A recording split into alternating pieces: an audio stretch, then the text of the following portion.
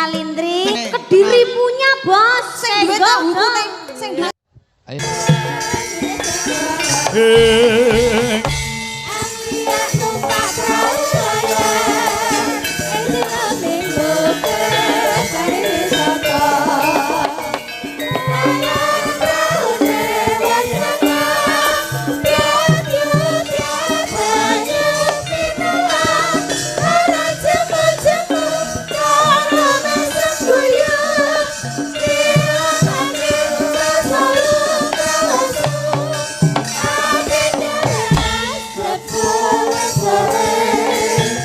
Bablas ninggal katresnan.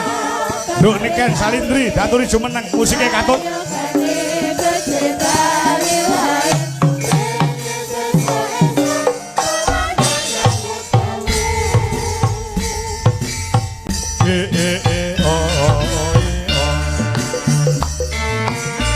Niken Salindri dari Kediri, Jawa Timur.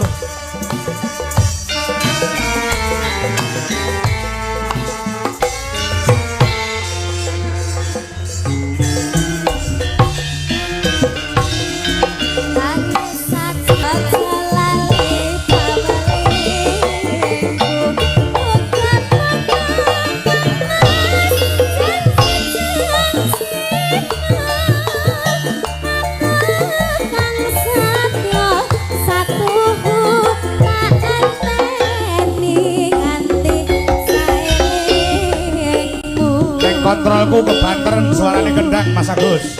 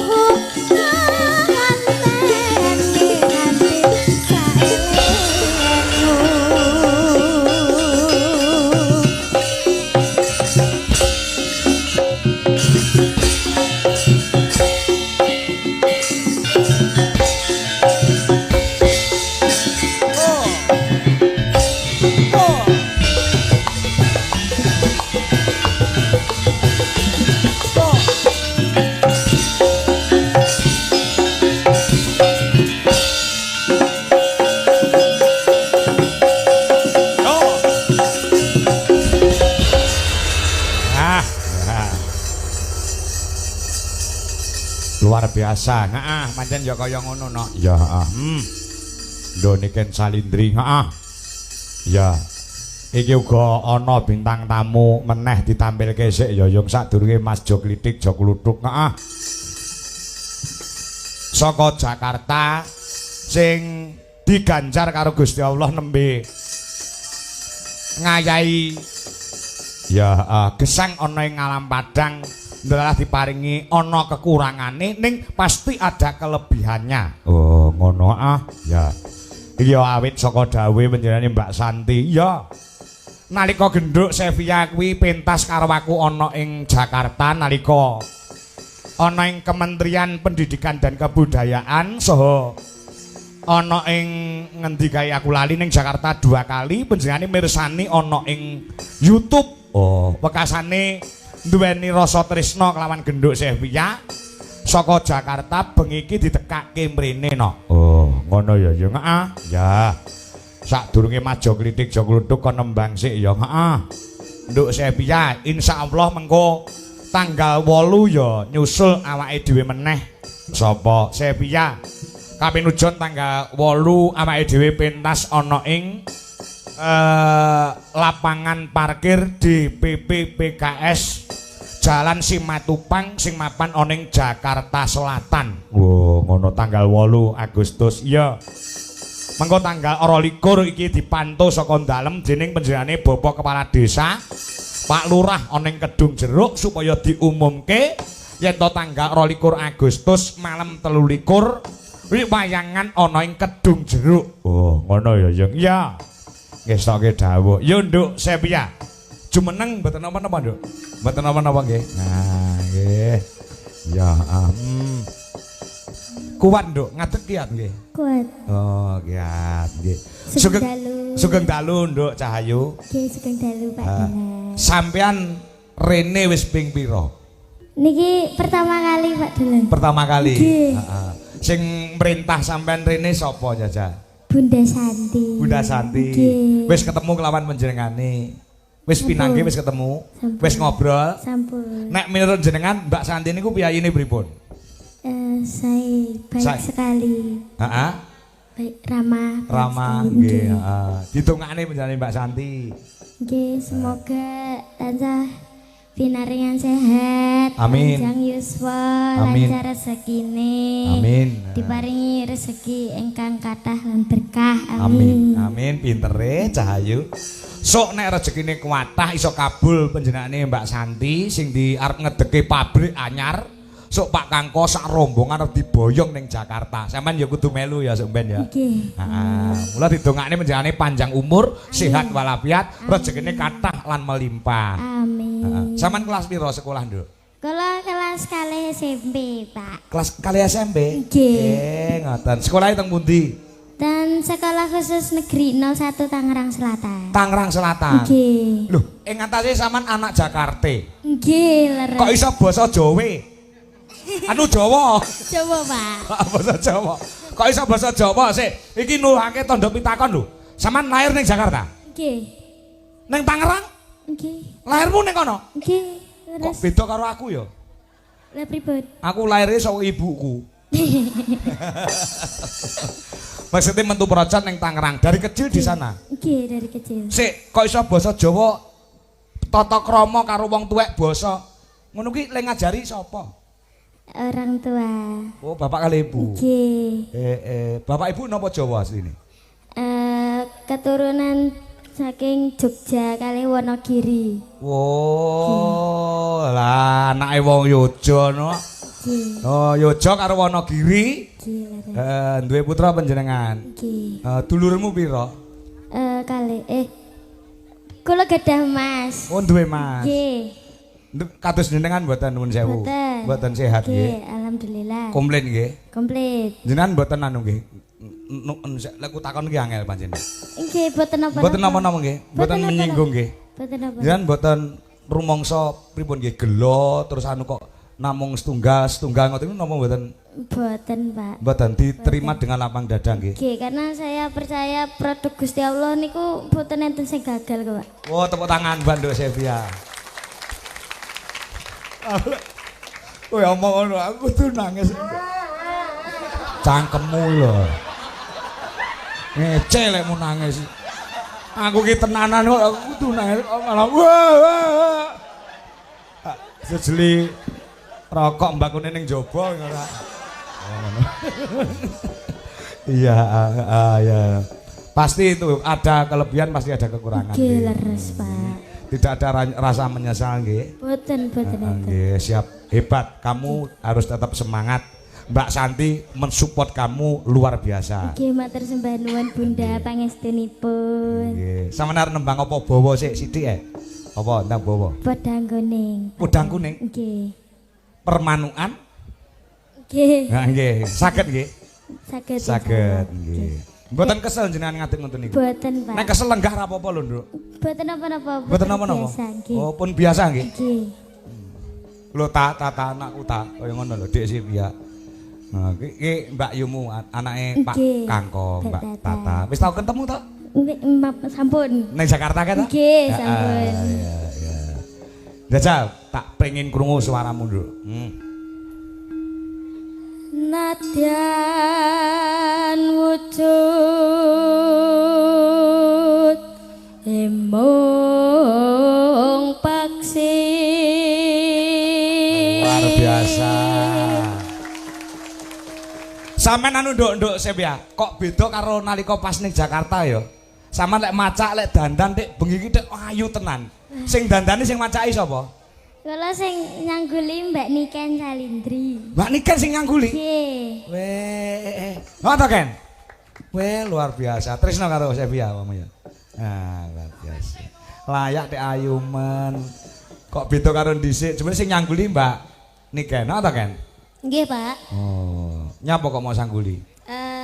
Kan biasane Dek Sepia. Sepia niku kan kalih enten sing nyangguli niki mau berhubung kalih ibuke mawon, ibuke kan kesusahan. Ya. Makanya kula bantu sekedhik-kedhik nggih mboten saged bantu akeh-akeh nggih bantu nyangguli. Oh, ngono. Nggih. Tresna karo Sepia ya. Nggih. Matur nuwun sanget nggih Mbak Niken pangestunipun. Heeh, cantike ya ampun. Kula ta Pak matur sembah nuwun nggih Pak. Kuwi sing cantik nek kowe biasa kan. Maksudnya wis biasake kuliner roh ngono lho. Nggih Pak. Ora nek kowe cantik luar biasa. Ayo Cahayu.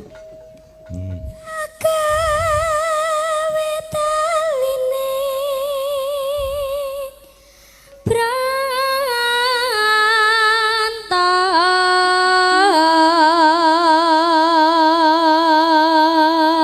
Nah, iki Pak Lurah ya lenggah, Pak Lurah. Pak Camat mundur punan. Sampun. Nah, kayak Pak Lurah munggur Pak Lurah mriki. Nggih, sungkem kula Pak Lurah. Nggih. Dadi sing nguasani desa Munggur kuwi penjane Pak Lurah. Pirsa asmane mboten? Pak Supar. Pak Supar. Supar. Nggih, Su ki piyayine Sumeh. suwe. Ya ta? Seneng sederekan, seneng seduluran. Nggih. Nah, par ki tegese pariwisata. Kaya bis ae. Nah, ayo terus pamerno karo Pak Lurah karo warga kene ya. Nembang lanjut. Nah. Nano Alus manis tur ati.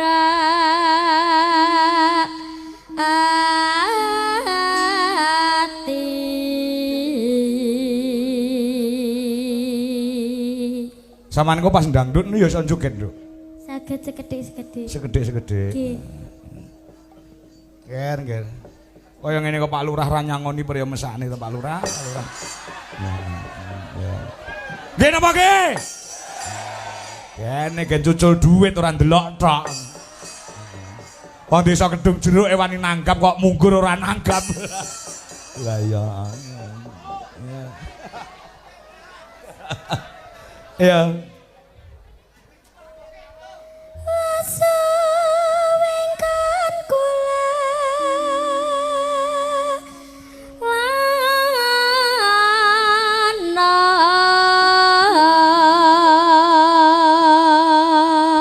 Nonanong goleki si padang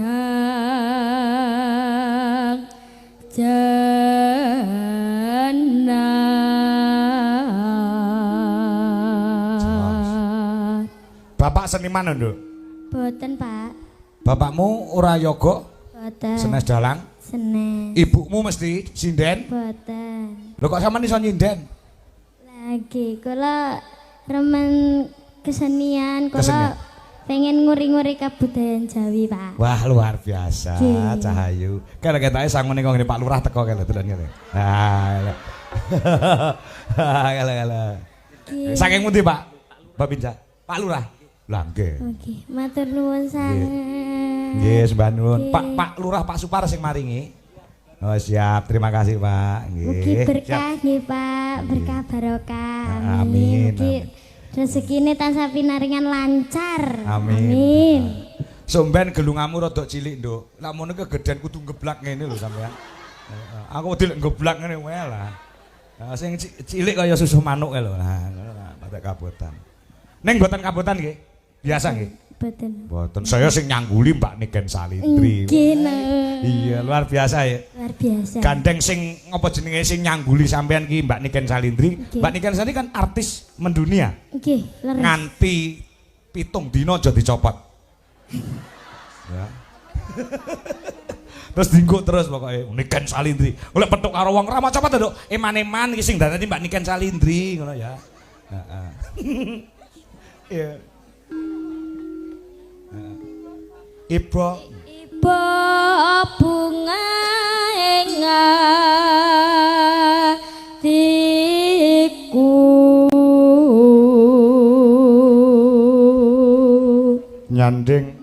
nyanding bisa dadi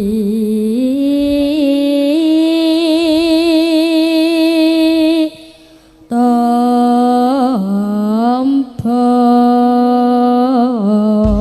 sedaya kemawon tepuk tangan buat Nduk Sepia yang hebat. Nggih. Napa, Bu? Ajeng nyangoni Nduk Sepia. Jan matur nuwun berkah barokah. Monggo sinten malih sing dereng?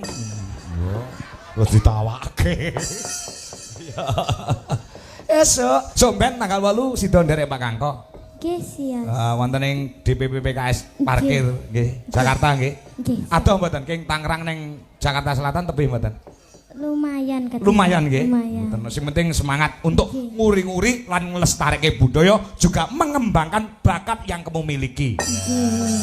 Pangestunipun Pak Kangko. Oke, siap. Nggih. Nah, esuk ya. Esuk awan ning omah wis ora krasa. Ora goleki sing tak sayang. Mopeng-mopeng mibarengkan goleki ora krasa. Esuk awan dipengi. Iman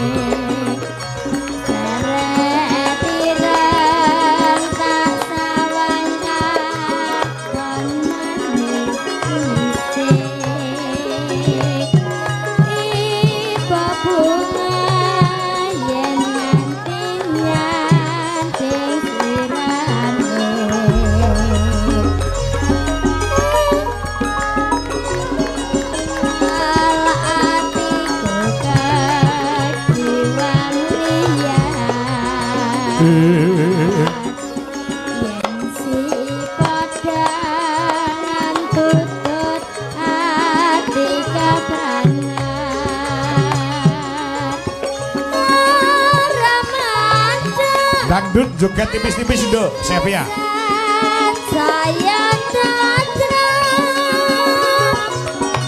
tak seranani sun Oh,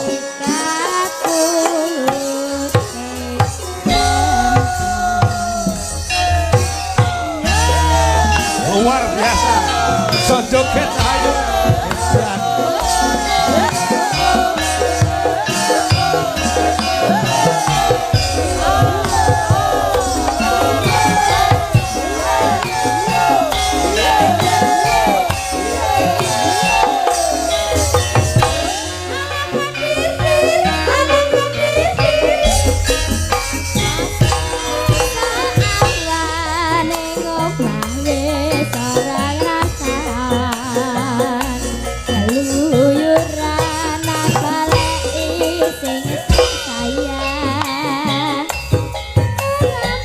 Mas Tarno Tania Jaya.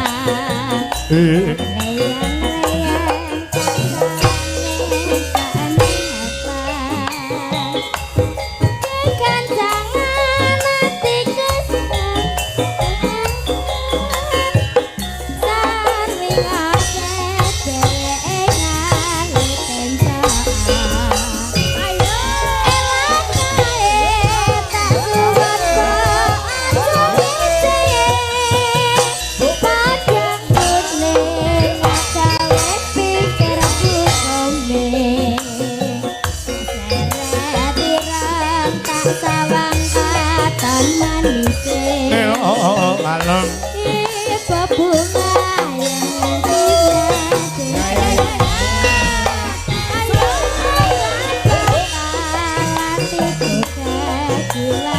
Anak terakhir, terima kasih. si padang anti dosa kita peranan lamandang ati kesan sayang tatra tak teranani sunati kapulur kebenso